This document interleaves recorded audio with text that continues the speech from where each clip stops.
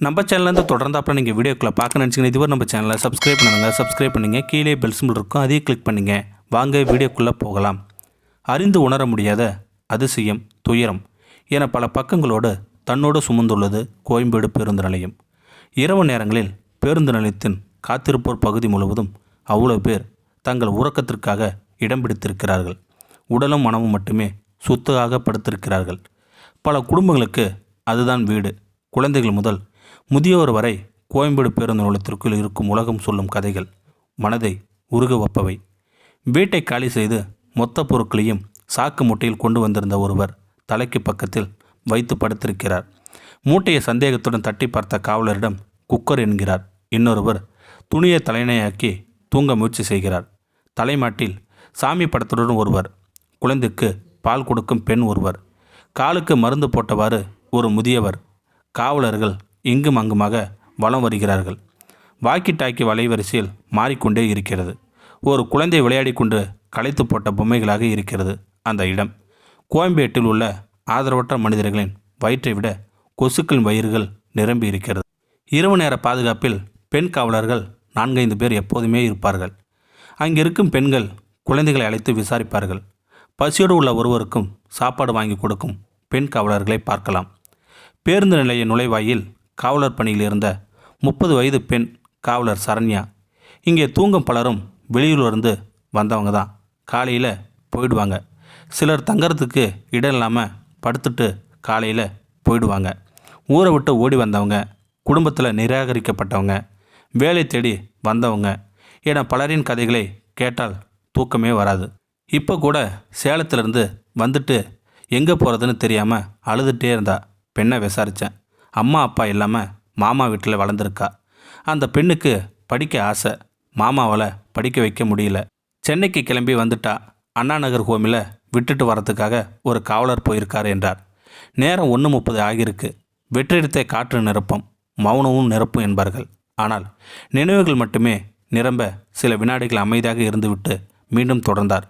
இங்கே நைட் டியூட்டிக்கு வந்த நாளிலிருந்து ஒருத்தர் தினமும் நைட்டு 9 மணிக்கு 2 குழந்தைகளோடு வந்து படுப்பார். பசங்களுக்கு வயசு 10க்குள்ளே இருக்கும். பொண்ணு பேர் தீபா, பையன் பேர் ஆகாஷ். வீட்டு வாடகை கொடுக்க முடியாமல் காலி பண்ணிட்டாரு. காலையில் இங்கேயே குளிச்சுட்டு கூட்டிகிட்டு போயிடுவார். ஒரு நாள் நைட்டு தீபா கிட்ட பேச்சு கொடுத்தேன். அம்மா புத்தி சுவாதனை இல்லாமல் தொலைஞ்சிட்டாங்க. அப்பா தான் எங்களை பார்த்துக்கிறாரு. 4வது வரைக்கும் படிச்சிருக்கேன். அப்பா காலையில் ஸ்கூலில் விட்டுட்டு வேலைக்கு போயிடுவார். ராத்திரி 8 மணிக்கு தான் வருவார். ஸ்கூல் விட்டதும் அப்பா வேலை செய்யும் இடத்துக்கு போயிடுவேன். சில சமயம் ஸ்கூல் பக்கத்திலே இருப்பேன். அப்புறம் ஸ்கூல் போகிறதையே நிப்பாட்டிட்டேன்னு சொல்லிச்சு. அந்த 2 பேருக்கும் அடிக்கடி சாப்பாடு டீ வாங்கி கொடுப்பேன். அந்த குடும்பத்தை எழுப்பாதீங்க, அவங்க தூங்கட்டும். கான்ஸ்டபிள் சரண்யாவின் நைட் டியூட்டி கனிவு.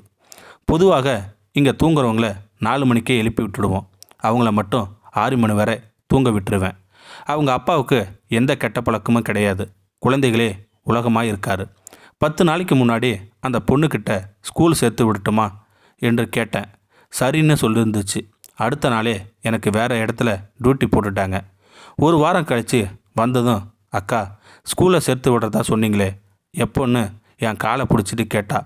2 நாளைக்கு முன்னாடி குடிகாரன் ஒருத்தன் இந்த குழந்தைகிட்ட தப்பாக நடக்க முயற்சி பண்ணியிருக்கான். நான் ஆளை அடித்து விரட்டுட்டோம். அவளோட வருங்காலத்தை நினச்சா பயமாக இருக்குது. உங்களால் முடிஞ்சால் அந்த குழந்தைகளை ஹோமில் சேர்த்து விட முடியுமா? என் கண்கள் கலங்க அந்த குழந்தைகளை படுத்திருந்த இடத்துக்கு அழைத்து சென்றார். தந்தியுடன் படுத்திருந்த அந்த குழந்தைகளை சுற்றி நிராகரிக்கப்பட்ட உலகத்தின் கைகளும் கால்களும் தலைகளும் உறக்கத்தில் இருந்தன. புகைப்படம் எடுக்க ஆரம்பித்தோம். 4-5 காவலர்கள் சூழ்ந்து விட்டார்கள். விசாரித்துவிட்டு அந்த குழந்தைகளை எழுப்ப முயற்சி செய்தார் ஒருவர். அந்த பெண் காவலர், வேண்டாம் சார், கொஞ்சம் முன்னால் தான் தூங்குனாங்க, காலையில் பேசிக்கலாம் என்றார். இதற்குள் சேலத்து பெண்ணை அண்ணா நகர் ஹோமில் விட்டுவிட்டு வந்த இன்னொரு பெண் காவலர், அந்த பெண்ணு மேலே படிக்கணும்னு சொல்லுது, நல்ல மார்க் எடுத்திருக்கு, +2ல் 750 மார்க்கு, அழுதுகிட்டே இருக்கு மேடம், மனசுக்கு கஷ்டமாக இருக்குது என்றார். முன்பின் தெரியாதவருக்கு கலங்கும் மனமும் இருக்குது. எங்களை பார்த்ததும், நீங்கள் போயிட்டு காலையில் வாங்க, நாங்கள் குழந்தைகளை இங்கேயே இருக்க சொல்கிறேன், இவங்களுக்கு நல்லது நடக்கட்டும் என்று அலைபேசியின் வாங்கி கொண்டார். காலை 6 மணிக்கு சென்று பார்த்தபோது அந்த இடம் முற்றிலும் மாறி இருந்தது. இரவு கோலங்கள் கலைந்து பரபரப்புடன் இருந்தது. அந்த பெண் காவலரை சந்தித்தோம். குழந்தைகள் இருந்த இடத்திற்கு அழைத்து சென்றார். அவரை பார்த்ததும் குழந்தைகள் ஓடி வந்து கட்டி கொண்டார்கள். வாங்க டீ சாப்பிடலாம் என அழைத்து சென்றார். நாங்கள் அப்பாவிடம் பேச்சு கொடுத்தோம். எனக்கு ஊர் பண்ருட்டி சார். மனைவிக்கு மனநிலை சரியில்லாமல் போயிடுச்சு. ஊரில் நிரந்தரமான வேலை இல்லை. 3 வருஷத்துக்கு முன்னாடி குழந்தைகளோடு சென்னைக்கு வந்துட்டேன். கொத்தனார் வேலை செய்கிறேன். வீடு பிடிச்சா வாடகை கொடுக்குற அளவுக்கு வருமானம் இல்லை. குழந்தைகளை விட்டுட்டு என்னால் இருக்க முடியாது சார். எனக்கு எல்லாமே அவங்க தான். ஆனால் அவங்க எதிர்காலத்தை நினச்சா பயமாக இருக்குது. அதனால் நல்ல இடம் பார்த்து சேர்த்து விடுங்க சார். அவங்க நல்லா இருக்கணும். எங்கே போனாலும் ஆதார் கார்டு, ரேஷன் கார்டு கேட்குறாங்க. என்கிட்ட எதுவுமே இல்லை என்று கலங்குகிறார் அவர். டீ வாங்கி கொண்டு வந்த குழந்தைகளை முகங்களில் அவ்வளவு சிரிப்பு. பெண் காவலர் அந்த குழந்தைகளிடம் ஹாஸ்டலில் சேர்த்து விடட்டுமா, ஸ்கூலுக்கு போகிறீங்களா என கேட்டதும் மகிழ்ச்சியோடு தலையாட்டுகிறார்கள். இருவரையும் நிகழ்ச்சியோடு அணைத்துக் கொள்கிறார். போட்டோ எடுக்கலாம் என்றதும் காண கிடைக்காத அற்புதமான புன்னகையோடு கேமராவுக்கு முன்பு வருகிறார்கள். குழந்தைகள் நலன் கருதி படங்கள் தவிர்க்கப்பட்டுள்ளன. எம்எம்டி சிக்னலுக்கு பின்னால் இருக்கும் கங்கை அம்மன் கோயில்தான் இவர்கள் பகல் நேர அடைக்கலம். கோயிலுக்கு எதிரே இருந்த கட்டிடத்தின் சுவருக்கு அருகே குழந்தைகளின் துணி மூட்டைகளே இருந்தன. பக்கத்தில் பாதிய கட்டிய நிலையில் ஒரு கட்டிடம். கோயில் வாசலிருந்து பூக்கார பெண்மணி 5-6 வருஷமாக இங்கே தான் இருக்காங்க. பகல் நேரத்தில் நாங்கள் தான் பார்த்துப்போம். பிள்ளைங்களோடு அப்பா இந்த கட்டடத்தை தான் கொத்தனாராக வேலை பார்க்குறாரு. உங்களால் அந்த குழந்தைக்கு நல்லது நடந்தால் புண்ணியமாக போகும் என்றார் சந்தோஷத்துடன். குழந்தைகளின் அப்பா ஒரு அட்டை பெட்டியை எடுத்து வந்தார். என்னவென்று பார்த்தால் 2 கோழிகள். அந்த குழந்தைகள் அன்புடன் வளர்க்கும் 2 ஜீவன்கள். எக்மோர் டான்ஃபாஸ்கோ ஹோமில் பேசிட்டோம். 2 நாளில் பள்ளிக்கூடமும் போயிடலாம். படித்து என்ன ஆக போகிறீங்க என்ற கேட்டதும் அந்த போலீஸ் அக்கா மாதிரி நாங்களும் போலீஸாகி எல்லோருக்கும் ஹெல்ப் பண்ணுவோம் என்கிறார்கள் இருவரும்.